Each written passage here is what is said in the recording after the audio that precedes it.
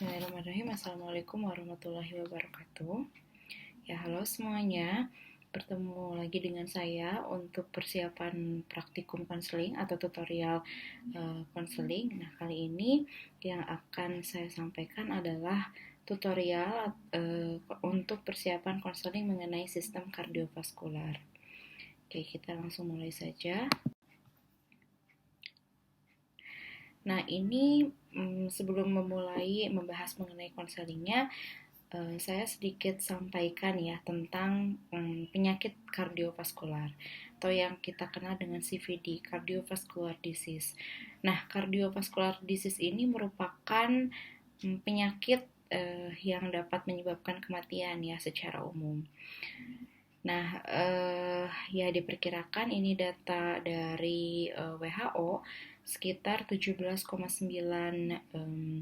juta ya jiwa atau orang ini meninggal karena CVD ini pada tahun 2019 dan ini merepresentasikan sekitar 32% ya dari seluruh kematian.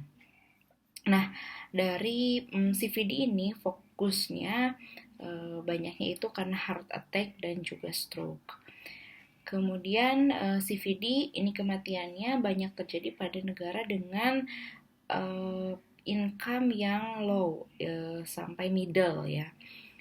Nah, ini sebetulnya ada beberapa lagi fakta gitu ya, data tentang CVD dan juga di sini yang menjadi penekanan nih dari WHO, penyakit kardiovaskular ini dapat dicegah ya dengan memperbaiki beberapa faktor risiko seperti misalnya penggunaan seperti misalnya merokok gitu ya, kemudian konsumsi makanan yang kurang sehat, kemudian obesitas, kemudian kurangnya aktivitas fisik dan juga penggunaan alkohol gitu. Nah, kemudian dari kardiovaskular ini yang paling penting adalah sebetulnya mendeteksi ya si penyakit kardiovaskular sedini mungkin ya supaya bisa melakukan manajemen yang baik dan melakukan pengobatan yang terbaik sehingga nanti tidak sampai menyebabkan prognosis yang buruk ya. Nah, apa sih sebetulnya CVD ya, cardiovascular disease? Nah, ini merupakan suatu kelompok gangguan atau masalah atau penyakit ya yang terkait dengan heart atau jantung dan juga blood vessel atau pembuluh darah. Nah, ini ada beberapa penggolongan, ada coronary heart disease. Berarti ini kan masalahnya itu adalah terkait dengan supply darah ya ke heart muscle atau ke otot jantung. Ya, nah mungkin di sini di dalamnya pokoknya yang bermasalah untuk mensuplai si otot jantung ya itu masuknya ke coronary heart disease seperti banyak ada ACS, akut coronary syndrome, itu kan si arteri koronernya tersumbat ya sehingga suplai dari darah gitu ya ke arteri koroner, nah itu tidak terjaga dengan baik. Sementara arteri koroner itu untuk menjaga supaya otot jantung masih bisa tetap beraktivitas. Terus abis ACS misalnya ada infark ya, iskemik dulu mungkin ya, akut ischemic attack, kemudian ada infark miokard dan sampai akhir yang paling parahnya itu ada CHF ya, kegagalan jantung untuk memompa. Nah, gagal memompa itu kan karena si ototnya tidak kuat ya untuk memompa atau ya ototnya karena sudah mati gitu ya. Kemudian ada cerebrovascular disease. Nah, berarti ini masalahnya itu supply ke otak. Nah, bisa jadi karena ada sumbatan nih di otaknya. Nah, ini berarti adanya misal adanya hemoragik sumbatannya ya, yang kita kenal dengan stroke. Kemudian ada peripheral arterial disease, ya ada rheumatic heart disease, ada congenital heart disease, sama di vein thrombosis and pulmonary embolism. Nah, ini beberapa klasifikasi atau penggolongan lah ya tentang cardiovascular disease. Oke, kita masuk ke bagian konselingnya.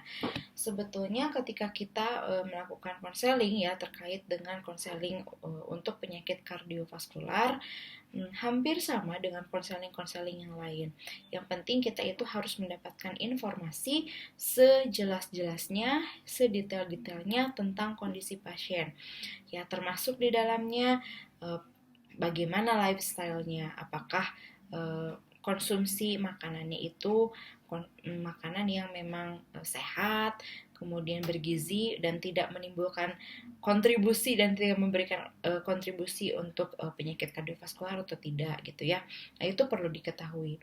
Kemudian apakah merokok atau tidak, bagaimana aktivitasnya, apakah diselingi dengan olahraga atau tidak, bagaimana stres levelnya, dan apakah menggunakan alkohol atau tidak. Nah, itu penting ditanyakan. Hampir sama sebetulnya dengan konseling untuk penyakit-penyakit yang lain ya, lifestyle perlu ditanyakan. Tapi pada kondisi kardiovaskular ini menjadi lebih harus ada penekanan nih gitu ya, si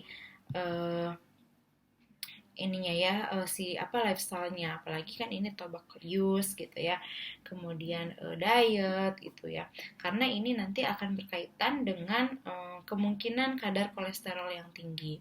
Dan kadar kolesterol yang tinggi itu ketika kita hitung di ASCVD risk factor, nah itu kan merupakan salah satu aspek yang menjadi kontributor gitu ya, meningkatnya risiko terkena kardiovaskular untuk 10 tahun mendatang.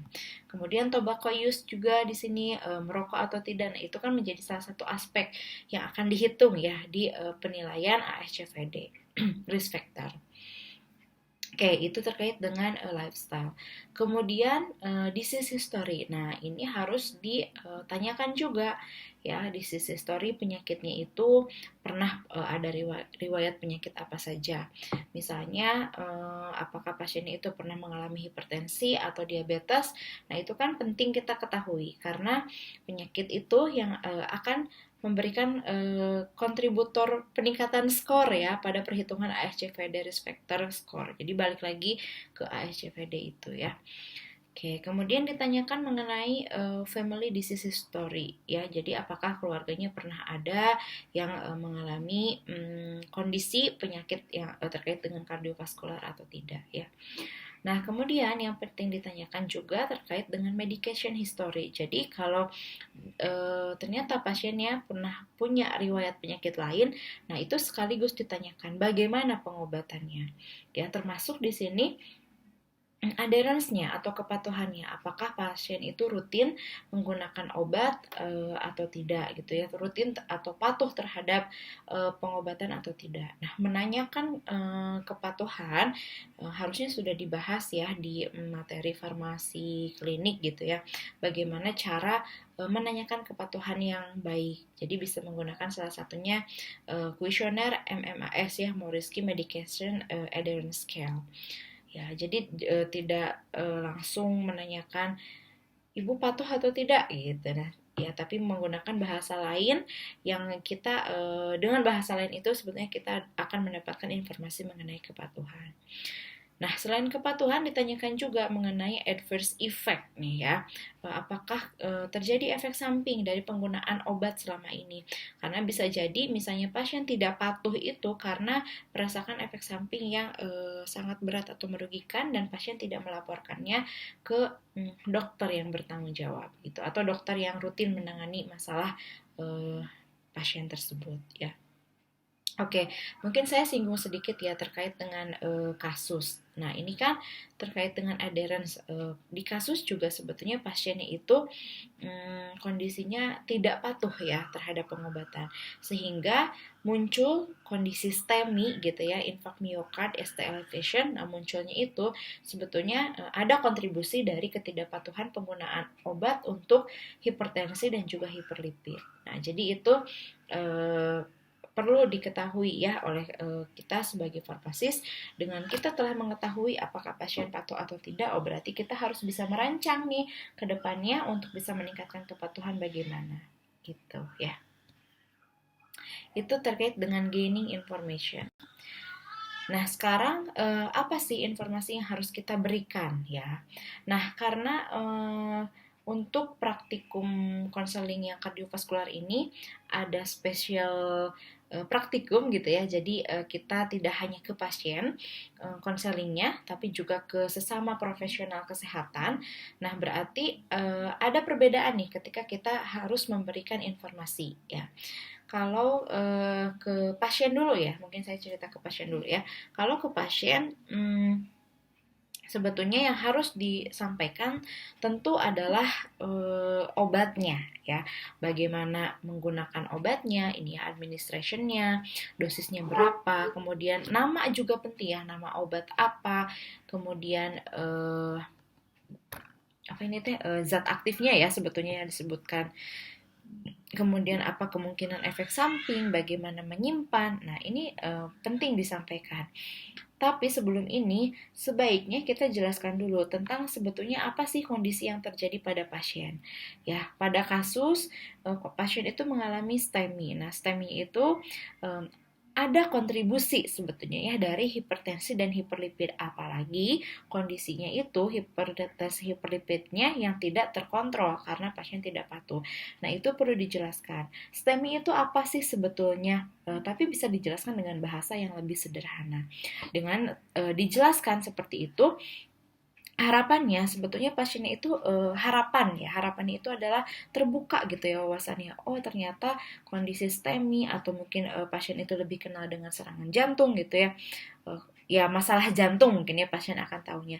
Masalah jantung itu timbul karena hipertensi dan hiperlipid yang pernah dialami dan tidak patuh. Jadi harapannya ke depannya supaya tidak terjadi keparahan yang lebih merugikan lagi, berarti pasien harus patuh. Nah, harapannya bisa terbuka wawasan seperti itu ya. Kemudian setelah penyakit, terus obat, nah ini disampaikan mengenai bagaimana kontrol atau memonitoring penyakit ya pada pasien. Ya, ini sebetulnya untuk memonitor karena ini kondisinya terkait dengan kardiovaskular, jadi penyakitnya sudah lumayan kompleks ya, jadi agak susah juga kalau pasien harus memonitor sendiri. Ya, yang penting kita sampaikan bahwa pasien harus rutin kontrol ke dokter gitu ya. Kemudian memberitahu bagaimana lifestyle yang benar gitu ya, karena pasien kebetulan merokok, nah gitu ya di kasus yang akan kita konselingkan, nah berarti harus diberi informasi bagaimana smoking cessation yang baik gitu ya, dan yang diharapkan akan bisa berhasil. Kemudian dari konsumsi makanannya itu juga harus diinformasikan yang baiknya seperti apa ya, exercise, olahraga juga, dan aktivitas serta pengaturan stres. Nah, bukan kemungkinan ya, memang ke kondisinya ketika pulang pasien itu menerima banyak obat atau yang kita kenal dengan polifarmasi. Nah, sebaiknya ya bisalah oleh teman-teman dipertimbangkan apakah pasien itu perlu menerima kartu minum obat atau tidak gitu ya, untuk mempermudah pasien mengingat sudah minum atau belum, atau kalaupun tidak bisa menggunakan metode-metode lain yang sekiranya menurut teman-teman akan lebih efektif gitu ya untuk membantu pasien supaya meningkatkan kepatuhan. Oke, dan yang terakhir yang harus kita lakukan ya ketika konseling dengan pasien, tentu memotivasi pasien ya. Motivasi supaya pasiennya patuh, supaya pasiennya semangat dan tidak putus asa atau tidak putus harapan ya untuk melakukan pengobatan. Oke, itu yang harus disampaikan ke pasien ya ketika konseling. Nah, sementara ketika kita berkonseling dengan profesional kesehatan atau berdiskusi ya.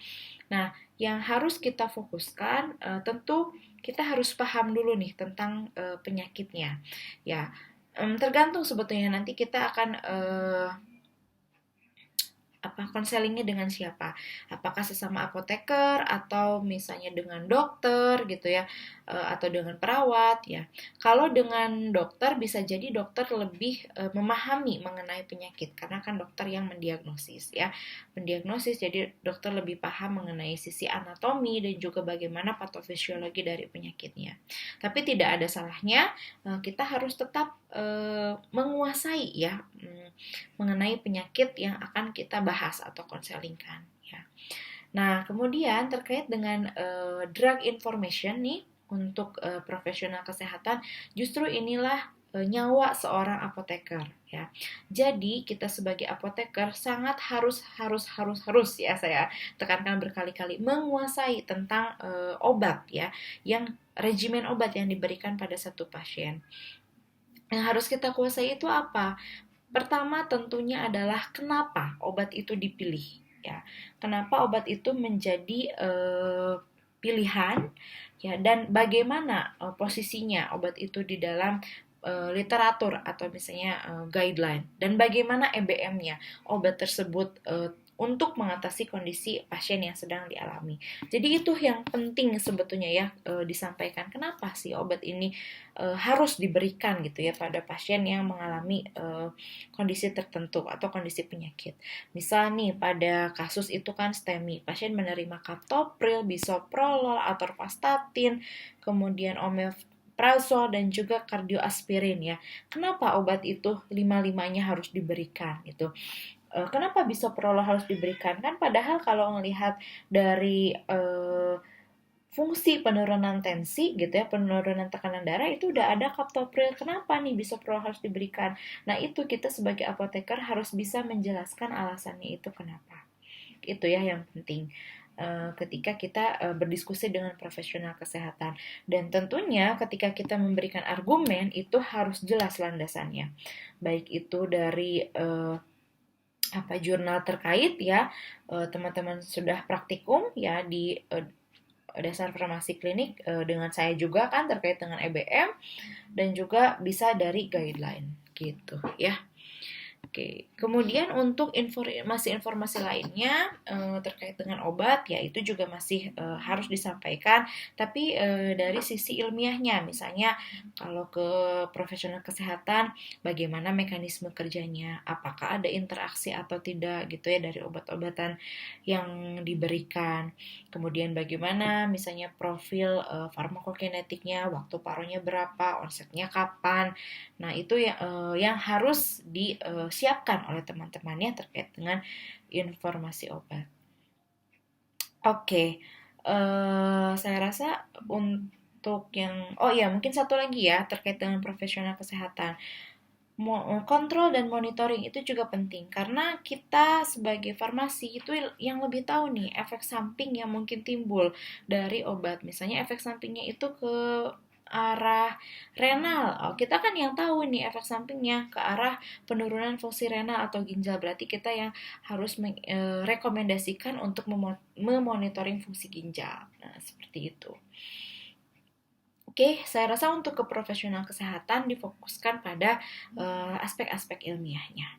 Oke, itu saja yang bisa saya sampaikan untuk tutorial atau persiapan ya terkait dengan praktikum konseling kardiovaskular.